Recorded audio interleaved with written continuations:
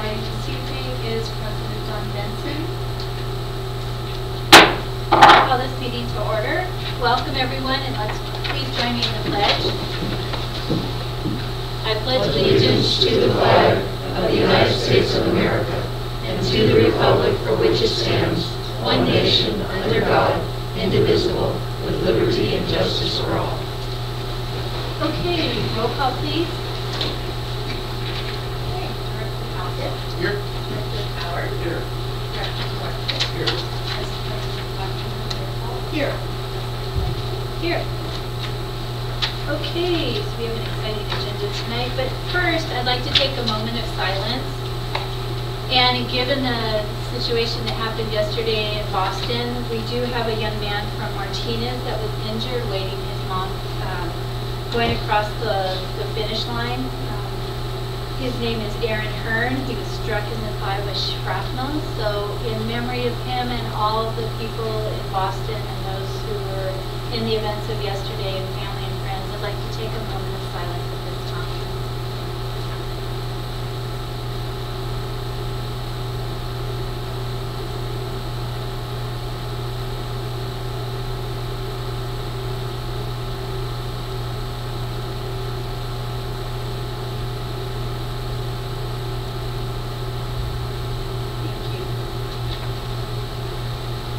Okay, we'll be on to special announcements and activities.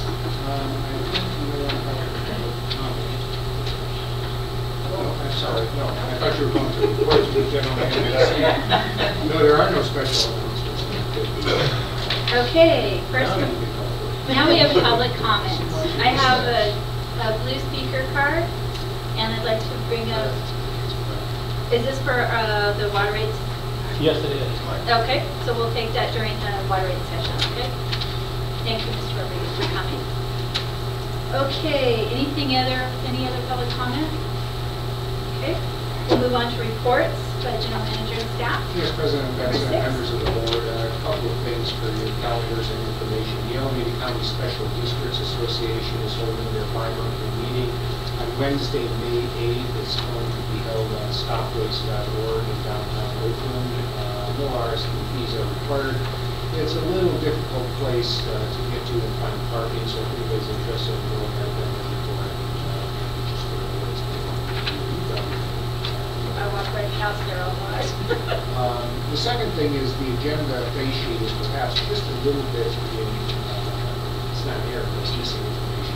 The wastewater committee will actually be holding a special meeting on April 29th at 6:30 p.m. and we have the wastewater treatment plant. We'll have to agendize it per the Brown Act, but basically is a meeting with the waivers and treatment plant to talk about the landscaping and efforts on the side of the facility. So technically the wastewater committee is and lastly, the Committee of Valid Water Retailers minutes, which are shown in the water committee reports, are not done. That's typical for our partner joint powers agencies and things like this. But I understand it was an interesting meeting. Perhaps the water committee members may want to report on that. And other than a few protest letters we received related to the water rate, I didn't have a chance to report on the appropriate time. There's no other correspondence.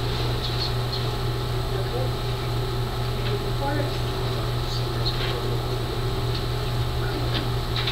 It was a very interesting meeting. We had talked about it prior, and I think the board had been informed that many of the staff felt that it was getting extremely redundant. They were just doing a report by filling in blanks and didn't have a real purpose. And the fact that we now are working so well with Zone 7 that it seemed kind of stupid to exclude them from the meeting. And so the vote was taken, and Cohort's in the process of being disbanded, and we're going to use the joint meeting that Zone 7 has started as our forum.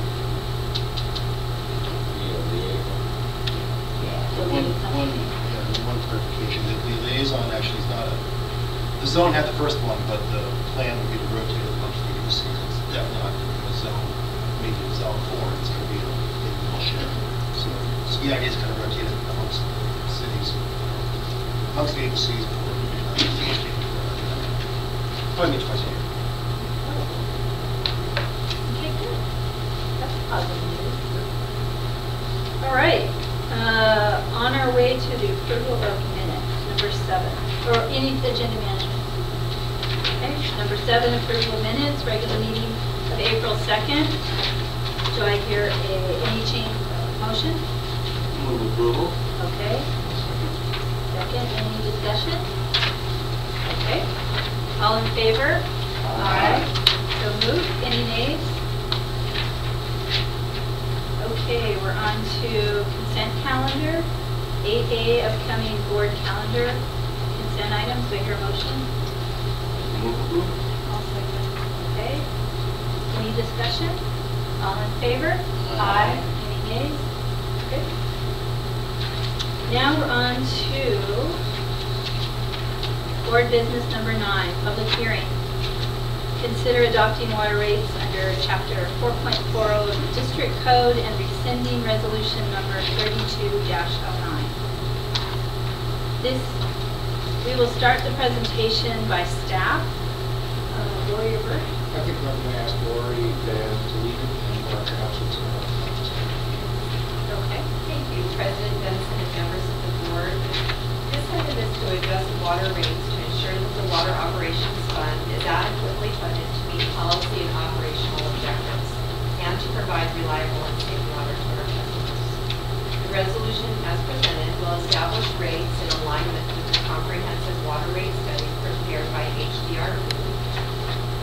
And these rates are proposed to be in effect for all bills issued after June 30th of 2013. The resolution also directs staff to bring back an item to an upcoming board meeting to review reduction of the TIC in alignment with the rate adjustment. John Archer, Financial Services Supervisor, will give a brief presentation of the rate process. Thank you, John.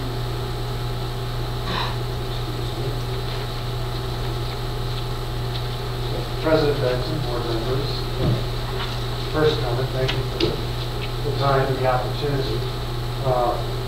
We gave a presentation to you back on February 5th. There have been no changes to the report or the presentation that was made at that time, so what we're going to try and do here is really just going to lead you through how we got to the report that we presented at that time. Again, there's nothing new for consideration at this point. So, first thing, just kind of to review the policy timeline and what major assumptions we used in coming up with the results that we did. Back in June of 2011, around that time we were doing the water capacity fee study, and there was a portion of debt interest related to some of the water expansion at the time that was to be borne by ratepayers. The board recognized that there was a component of interest and principal at that point that should be borne by rates and ratepayers. In August of 2012, there were 2 issues that came up, and the first one was the setting of a coverage ratio, the minimum coverage ratio that's set up in the debt covenants of 1.2. The revenue should provide the minimum debt coverage necessary in the debt agreement without consideration of capacity fees. We then had a discussion of what should we do with capacity fees. Recognize that they are not a stable source of revenue, but they do come in each year, and you set a coverage target of 1.6 when you consider the capacity fees that come in a given year. So the rates that we've developed will provide the coverage of 1.2 coverage that we covered. Also in August of 2012, you had asked staff to explore complying with California Urban Water Conservation Council Best Management Practice number 11 of 25 to 30% revenue provided by fixed charges. We were asked to go forth to study that and then come back to committee, which we did in October, and the decision was reached that we should use 25%. So set rates of fixed charges set at 25% of the revenue requirements. Then in November, we came back and presented to you finding of what we, I guess, called in the district water is water, that all water being recycled and potable should be treated as one in one fund, and the rate set accordingly. Right now, as you remember, recycled water is set as a percentage of the potable water rate formula driven. So those directions were all given to us to go forth and develop our rate study, and then in November, the committee gave us further direction to try and look at the rates and balancing and to give some consideration to the low income and low water users in the districts. So that resulted in maybe changing in the tier component that we have in our rate study. Remember, we went to a 3-tier in the November 2009 study. It was, if you remember from the earlier study, we're changing the tiers slightly. So the summary of the study and the results that you had were, it gives us a little more rate stability by having the 25% fixed charge, because we're collecting that money throughout the year. Now, the water fund budget itself, 49% of everything is fixed, but that includes the water that we purchase. When you exclude the water we purchase from Zone 7, 93% of everything is fixed. We pay it every month. The only real variable cost we have is power charges that are in that water fund. So those expenses come in throughout the year. Setting that fixed charge at 25% helps us to make sure there's money flowing throughout the year. The new study and rates will help provide funding for the district's share of replacement costs for the recycled water system and the assets from Durham. That's not been set aside before, and that system has been operational now a couple of years. The rates will also allow us to meet the minimum debt coverage that we talked. They're all included in this rate. You've been directing us to public outreach, so just as a recap, we sent out 19,000 up to 18 notices to some 17,478 parcels in the district. We had scheduled at various meetings, as you're well aware, time for people to come and discuss, and I think we had 1 or 2 people show up during that scheduled time. We've had notification printed on the bottom of the bills the last 2 months, notifying people of our intent, and to public information have actually had several news releases over the time. It's in the staff report that you have in your packet. This is a recap of the bill summary that you saw last time when we spoke. Average user, and the average user, a little confusing, but this is the average consumption of a residential unit, the average being the 50% mark of all customers and use throughout the year.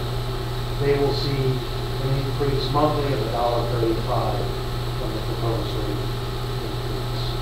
Below that, you see the impact on the low-income user, and because of the low-income assistance program we have, they will actually see a decrease in their bill of $6.35. That really just reflects the fact that there's more going in to the fixed cost that they get credit. So it should help the low-income user as we go forward. Requests have been made to show a comparison with where we stand compared to some other agencies. You can see we're right here. So we're kind of in the middle. When Bert and I were discussing this, Livermore did recently have an increase, but the others may be in process of also reviewing their rate. We just tried to find the current rate that they had on the internet right now. Also keep in mind that the low user, this is not the low income assistance number, that actually is $27, so you can see where that would match up. So we're not the top, we're not the bottom, that's falls to Pleasanton, their rate has been low for quite some period of time. So that's the only scheduled presentation I have now. Again, more for if you have any questions of me or whatever you want to do. Also, our consultants for each year are also in the audience tonight if you have any questions.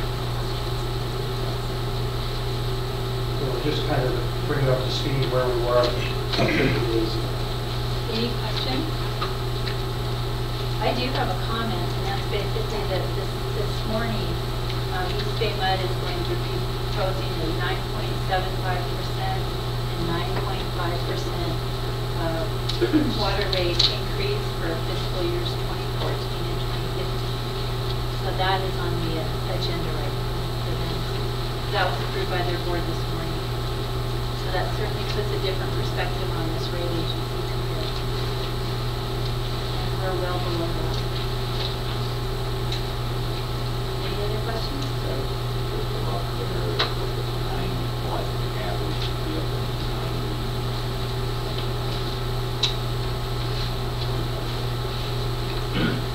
Yeah, in terms of comparison. Okay. Well, they needed to do infrastructure, and also they have kept their rates pretty low for a long time. So that makes That's pretty steep. and water consumption is down everywhere. I think that's across the board. Any questions? And so, let's see. Now public comment. Oh, sorry. Okay. Does the board have any questions before we open the public meeting? Okay. So, now I declare the public meeting open. So at this time, we do have one speaker card. So Mr. Rodriguez, would you like to speak, please?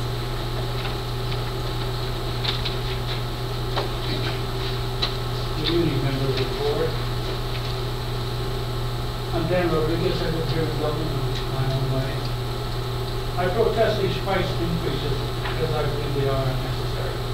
It is easy for the district to increase rates a little at a time, hoping that the public will help a little resistance. Over the last 9 years, the unit price of water has increased 53%. That's an average of about 5% a year. Undoubtedly, your operating expenses also have gone up. But have they gone up because of circumstances beyond your control, or have they gone up because of your lack of control over the expenses? I think that the board is taking the easy way out and has let circumstances dominate the board. It is time for the board to look at its personnel costs in its entirety, related to the compensation levels of private industry.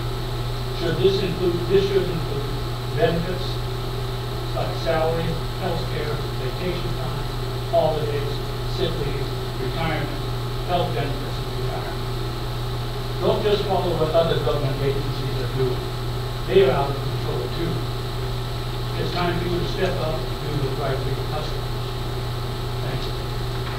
Thank you, Mr. Rodriguez. Any questions?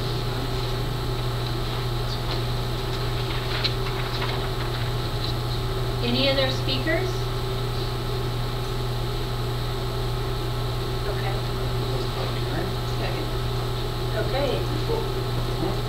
I was just going to suggest that one of the things we should do is make sure that anyone present wants to submit a written protest, because that's what is provided for the proposition hearing.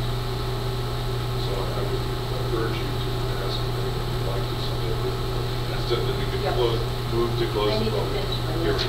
My apologies. It says a determination about whether there is a successful majority protest needs to be made prior to the board's deliberation on the water rate proposal. The board's policy on Proposition 218, tabulation and validation of written protests, provides that written protests submitted to district by mail, fax, email, or dropped off, except those accepted during the public hearing, must be received or withdrawn by close of business 5 p.m. today. The policy allows the receipt of written protests delivered in person through the close of public hearing. Anyone present who has not done so wish, please submit your protest now. Okay, now we have a motion. Yes, sir. Do I have to submit the written protest or my Yeah. oral protest? If you have something written down, or you can write it down real fast. Does he want to sign his card? You could sign your card, you could hand in You can what sign your your card. remarks spoke from it. The point was just that what's contemplated is a written protest. We'll just count the written protests. We heard, the board heard what you said. Can I attach this to my card then? Okay. Yes, Yeah, yes, absolutely. please come on. That'll work just fine. Get it figured out. We've heard you, we appreciate you coming. The wheels are government. I don't know that you appreciate it, but you did listen. No. We actually do appreciate it because, I mean, there's so much to the way the rates are set. There's so much, there's pass-through costs for Zone 7. There's a lot of information, especially with retirements and the public pensions have been through things. Oh, sorry. But anyway, we definitely hear you. I hear a motion. Second? Okay. All in favor? Aye. Okey dokey. Now we declare the public hearing closed. Would District Secretary Hatfield please state how many apparent written protests have been received? In accordance with Board Policy Proposition 218, receipt, tabulation, and validation of written protests, a total of 9 apparent written protests have been received. The total number of apparent written protests total 9. In order for a protest to be deemed successful, a majority of the district's 17,478 parcels, or 8,740 protests, must have been submitted. Therefore, the protest is unsuccessful, and under the policy, there is no need for the district secretary to validate the apparent written protest. The board may now proceed with its deliberation on the water rate proposal. Is there anybody else that would like to comment or make a motion?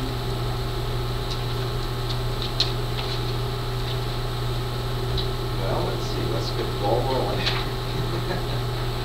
I would like to make a motion that we approve item 9A, the adoption of new rates. Okay.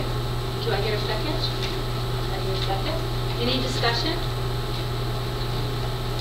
Just a couple comments.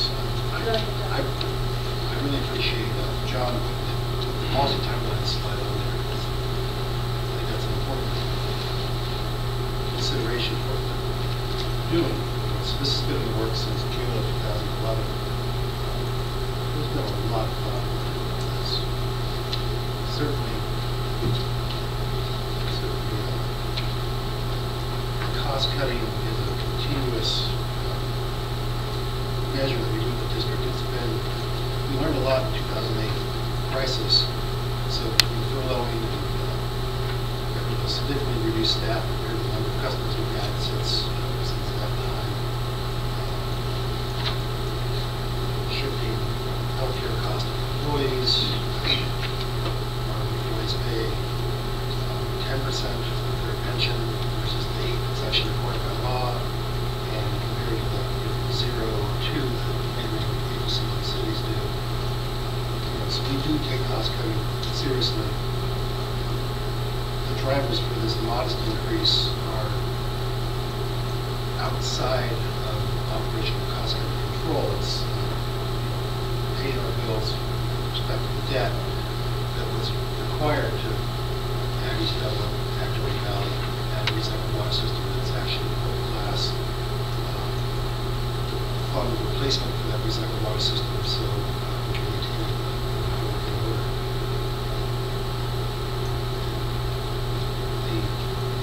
By way of example, the chart that we comparison to other cities, Pleasanton was noticeably lower. And that's for two reasons. That's because they subsidize the water rates out of the general fund, and they don't really fund their replacement reserves in the way that it's time to do as a government district. And there's reasons that all those cities and agencies are situated the way they are on that chart. The ones that are high tend to have newer infrastructure, debt, and lower may or may not replacement. So, cost cutting is important. This has been a long process. At least somebody's been on the finance committee for the entire process. Really, really tried hard to make it as equitable as possible. That step that John mentioned towards the end, we ran our first numbers, and frankly, the low water users, which oftentimes correlates with lesser incomes, we're going to get a significantly higher increase percentage-wise than the high water users. This board member will tell you that happens. We set the numbers back, it costs us a few months, more training few months for that to go out. So I support this. Raising prices is always difficult. Credit business, water crisis. So we always get our frustrated around that. But I think this modest increase that we're contemplating is necessary. I can justify it to anybody who's going to speak about it. I feel good about this one. Any others? Go ahead, Georgie.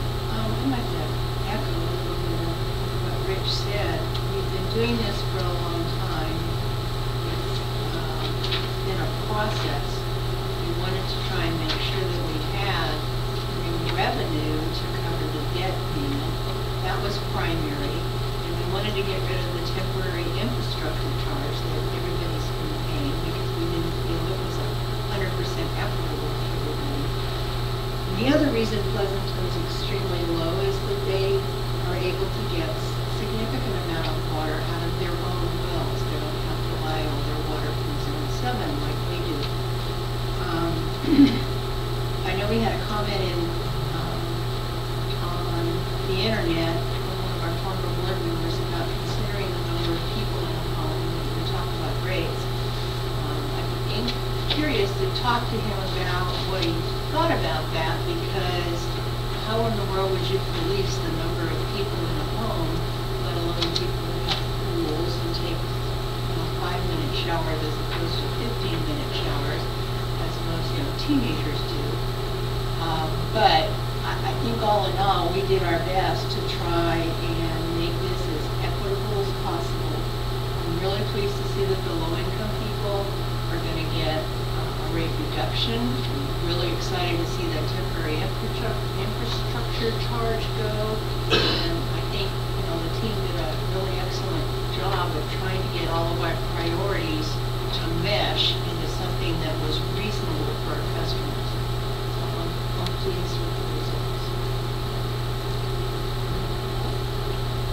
Well, as a newest board member, it's a little disconcerting to be on recently elected for 90 some odd days and then have to sit up here and vote for a rate increase.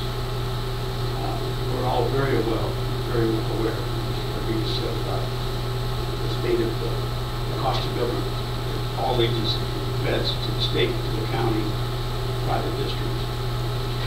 One thing I am comfortable with here is the amount of effort and research that's gone into trying to make this as fair as possible. But it's still an increase. An increase is an increase. Somebody's going to have to pay. Every ratepayer is going to have to pay more money, and some are going to have to pay more than others. But given the cost of just fixed expenses that we currently have, and taking care of the debt ratio that we have to maintain, the numbers just don't. The numbers tell you that this is what we have to do. Now, moving forward, I'm also very pleased to find out that this board and the staff is working very hard to do a 5-year projection of how we can stabilize and possibly reduce expenses in whatever manner possible. That's one of the things that I promised people that when I was running for office, that I would support that and try to enforce that, try to encourage that. So at this point in time, I I don't think we have any choice. I think it's been done well, professionally, and with the least amount of pay to everyone. And I too agree with everybody up here. It's been a pain, it's been a transition process, and I think the district is stronger, financially more fit than it's ever been before. I think staff, John and Lori and everybody have done, and the consultants have done a great job in really hearing what we want, how the board wants to take care of the customers with the low income. But we're also moving and transitioning into a maintenance mode now. So our build out, we've got the infrastructure built, we've got to pay for it. As we all know, you buy a car and over time you have to replace it. So now we're building back to be able to replace in a timely fashion versus having something replaced as an emergency, which costs 2 to 3 to 4 times the amount. So I think I echo what everybody says as well, but I think for us, I think we're in a fiscally sound place where the consumption is down everywhere. People are learning how to use less water, and by moving into a maintenance fixed cost, then it allows us to maintain the system, maintain the good employees. Employees are paying more for retirement than many other agencies. And they all give 150%, and I think we're really, really lucky to have people that help us. And so we all hear you. We all hear you, Mr. Rodriguez, and we appreciate you coming because it's people, we need to listen to our customers and to explain. I can defend any of these rates, this very, very modest rate increase, but it's going to help us in the long run. And I think we're a better agency now today, and we will continue to look at cost-cutting measures. So, thank you for coming. So with that, Could I just ask the maker of the motion and the second to clarify the question? Because the recommendation is to approve by resolution rates and by motion that staff in turn for reduction in Is that what? That's the intent. that's the intent. Yes, absolutely. Okay. So, I'll call for the question. Let's vote. All in favor? Aye. All opposed? None? Motion passed. Okay, moving right along. Board member items. We'll start with Pat, Director Howard. Okay, let's see. The only thing is, I think I'll be missing the next schedule director. I think I'll be up in Sacramento. May 7th. Yeah, and also that affects the external affairs meeting. So I don't know if it's but if there isn't external affairs, we might have to go. Anyway, there'll be 4 of you. Okay. Great. That was a good meeting. Director Halpert? Nothing? Nothing? And Director Whitehead? We'll be attending the CASA conference in Southern California next week. Okay. All right, good. I also want to thank staff for the beautiful proclamation, and we, on behalf of, I attended the 30th anniversary of San Ramon, both Director Duarte and I did last week. I must say it was a real education in the history of San Ramon, so that was really quite an exciting event. I also was able to bring all the directors that were former board members of DSRSD from San Ramon up, and we did a nice presentation. So I really appreciate everybody's support, and thank you, Sue and staff, and Nancy for getting everything to me. So I really appreciate that, and it was a fun event. So anything else? Okay, so at this time, I would like to adjourn the meeting in memory of those in Boston, our wonderful little young man, Mr. Aaron Kern, and hopefully he will be up and running soon. And thank you very much.